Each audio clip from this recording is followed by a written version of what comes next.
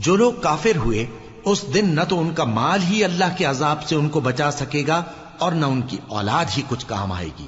اور یہ لوگ آتش جہنم کا ایندھن ہوں گے۔ ان کا حال بھی فرعونیوں اور ان سے پہلے لوگوں کا سا ہوگا جنہوں نے ہماری آیتوں کی تکذیب کی تھی، تو اللہ نے ان کو ان کے گناہوں کے سبب عذاب میں پکڑ لیا تھا، اور اللہ سخت عذاب کرنے والا ہے۔ اے پیغمبر، کافروں سے کہہ دو کہ تم دنیا میں بھی عنقریب مغلوب ہو جاؤ گے اور آخرت میں جہنم کی طرف اکٹھا کیے جاؤ گے، اور وہ بری جگہ ہے۔